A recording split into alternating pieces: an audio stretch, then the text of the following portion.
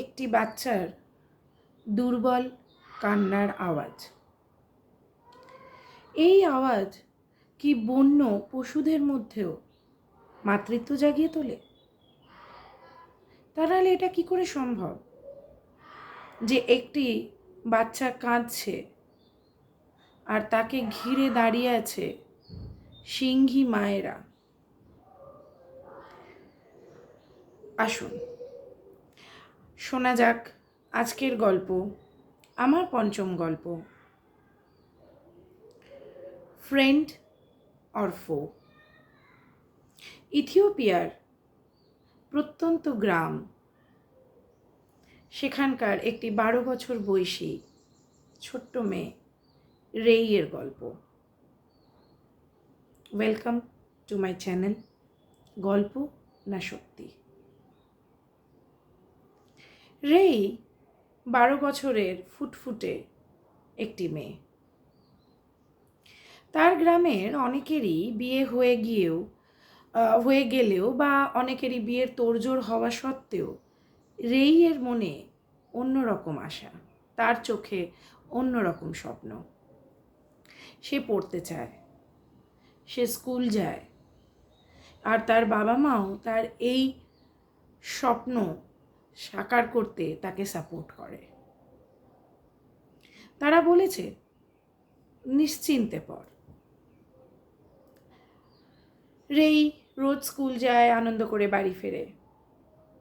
2005-এর June মাসের একটি দিনে নর্মালি রেই আনন্দ করে ছুটির পরে বন্ধুদের সাথে বাড়ি ফিরছিল। তার মনে আলাদাই আনন্দ।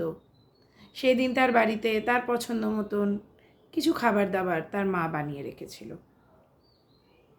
সেই সবই গল্প করতে করতে যখন তারা 3-4 জন বন্ধু গ্রামের পথে এগিয়ে পড়েছে, সেই সময় তাদের পথ রোধ করে হঠাৎ করেই একটা গাড়ি এসে দাঁড়ালো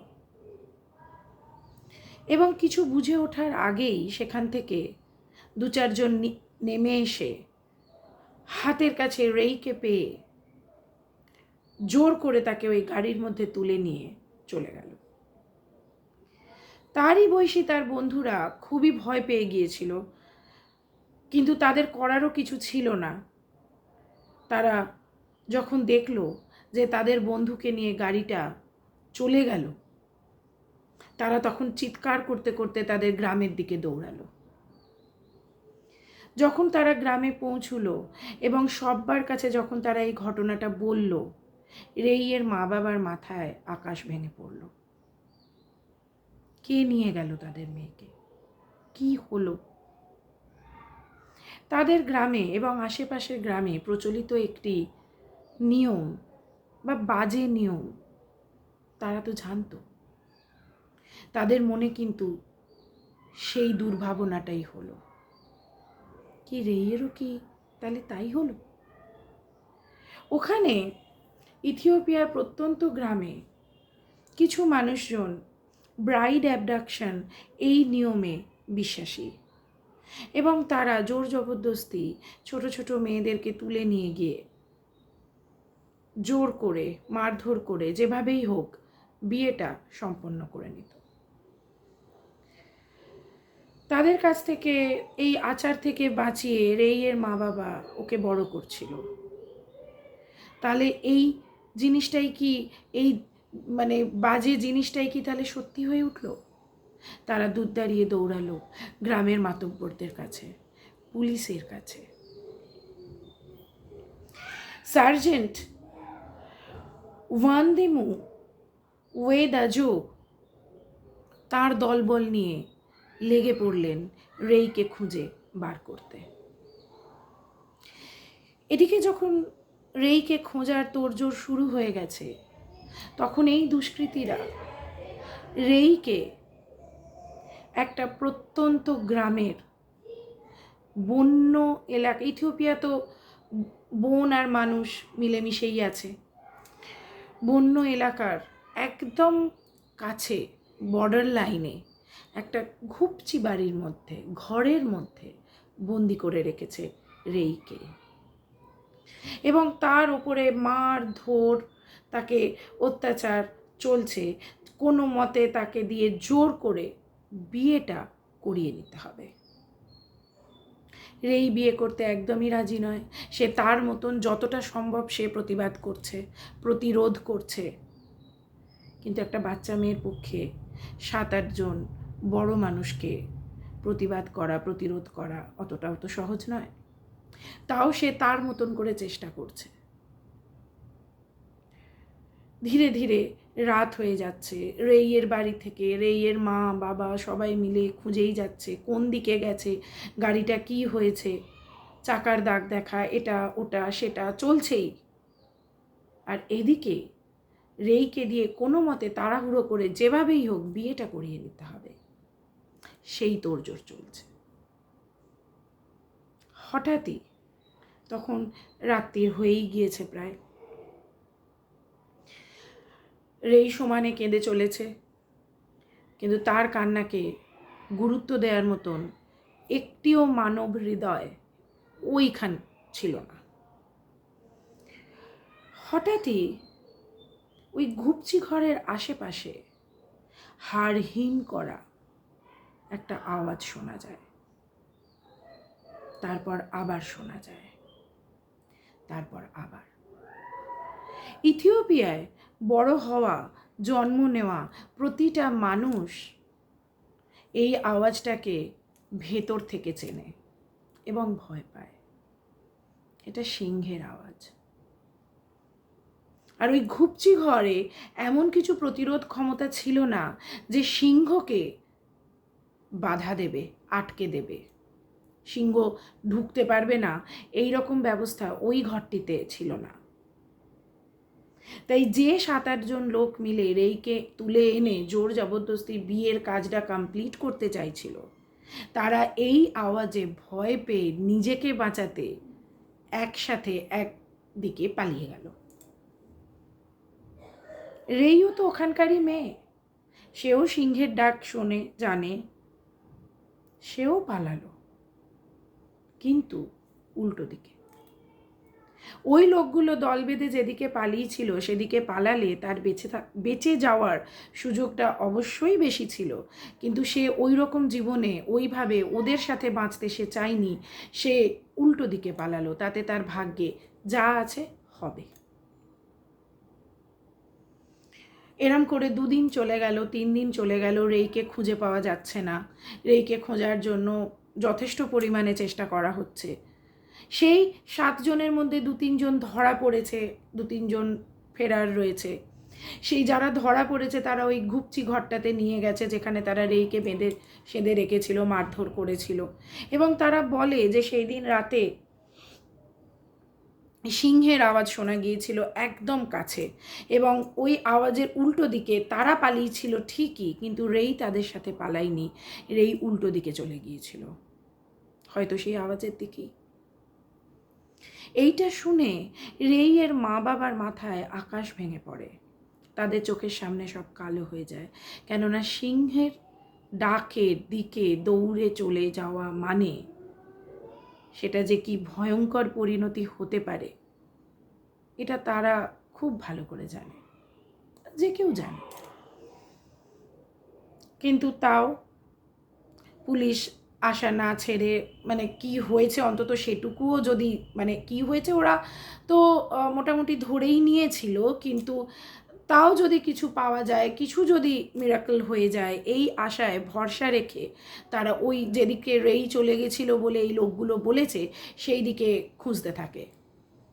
এবং আরও 1-2 দিন পরে অতি ক্ষীণ কান্নার আওয়াজের কে ফলো করে তারা যে দৃশ্যের কাছে উপস্থিত হয় সেটাকে কি বলা যায়? মিরাকেল? অবশ্যই মিরাকেল। মিরাকেল ছাড়া এই জিনিস হতে পারে না, কেননা রেইকে তারা সুস্থ অবস্থায় পায়। হ্যাঁ, অবশ্যই সে দুর্বল হয়ে পড়েছিল, খাওয়া দাওয়া ছিল না, এবং তাকে অত্যন্ত মারধর করা হয়েছিল, তার সারা গায়ে মারধরের দাগ ছিল, সে কেঁদে কেঁদে কাহিল হয়ে পড়েছিল, গলা দিয়ে আওয়াজও বেরোচ্ছিল না, কিন্তু সে বেঁচে ছিল। এবং তার থেকেও বড় কথা, তাকে যখন খুঁজে পাওয়া যায় সে একা ছিল না, তাকে ঘিরে দাঁড়িয়েছিল 3 জন সিংহী লায়নেস। তারা ওকে কিন্তু আঘাত করেনি, তার গায়ে যে আঘাতের দাগগুলো ছিল সেগুলো ওই মানুষগুলোর মারধরের। সিংহরা তাকে আঘাত করেনি, তারা তাকে ঘিরে দাঁড়িয়েছিল। যখন এই পুলিশরা এবং তার সঙ্গে গ্রামের কিছু লোক, রেইয়ের মা বাবা, এই দলটা যখন গিয়ে উপস্থিত হলো, ওই 3 জন সিংহী তখন ওই জায়গাটা ছেড়ে তাদের জায়গার দিকে চলে গেল, বনের দিকে চলে গেল। সবাই গিয়ে তখন রেইকে উদ্ধার করলো। মা বাবার তো মানে তারা যেটা আশাই করেনি, তারা যেন মনে হলো রেইয়ের আবার নবজন্ম হলো। তারা তাকে নিয়ে গেল, রেই সুস্থ হয়ে উঠলো। রেই তারপরে তার পড়াশোনা কন্টিনিউ করলো। সে তার মতন করে, তার স্বপ্নের মতন করে সে তার জীবনে বাঁচল। কিন্তু এটা কি হলো? সিংহ ঘিরে দাঁড়িয়ে রইল, রেইকে কিছু করলো না। এই ঘটনাটা বিবিসি নিউজ, রয়টার্স এবং আরও এরকম নানান নিউজ চ্যানেলকে অ্যাট্রাক্ট করেছিল। অনেক বড় খবর তৈরি হয় এটা নিয়ে, এবং কিছু ওয়াইল্ড লাইফ এক্সপার্টরা, তাদেরকে কনসাল্ট করা হয় এবং তারা তখন এটা বলেন যে হতে পারে যে ওই সিংহীগুলোর এই ঘটনাটার ধারে কাছে হয়তো তাদের নিজেদের বাচ্চা হয়েছিল এবং বাঁচেনি, সারভাইভ করেনি।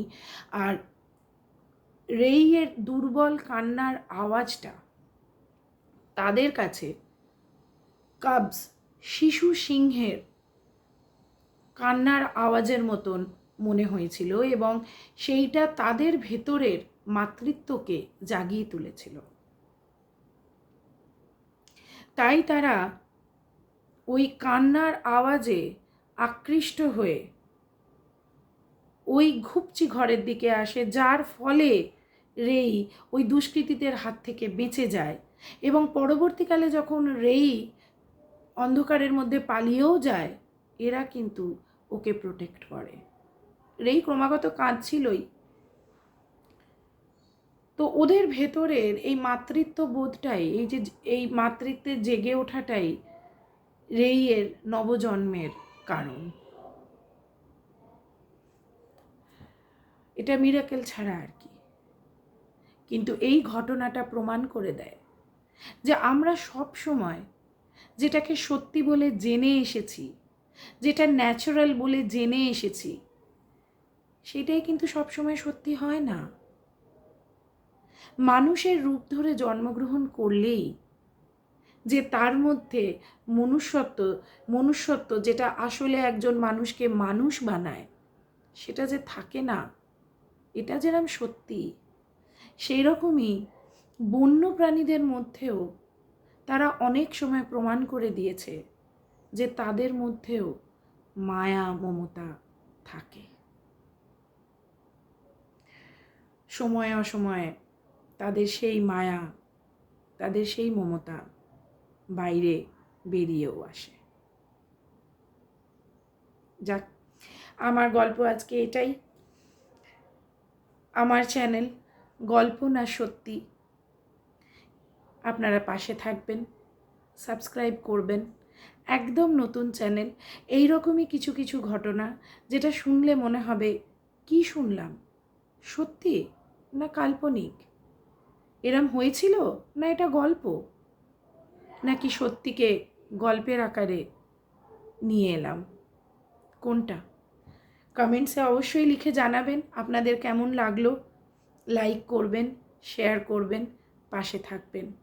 আমি এই রকমই স্ট্রেঞ্জ, ডার্ক, মিস্টিরিয়াস নানান ঘটনা গল্পের আকারে আপনাদের কাছে নিয়ে আসব প্রতি সপ্তাহে 2 থেকে 3 বার। আশা করছি ভালো লেগেছে। আগামী দিনে আরও ভালো করবার চেষ্টা করব। দেখা হচ্ছে খুব শীঘ্রই পরবর্তী ভিডিওয়ে। নমস্কার।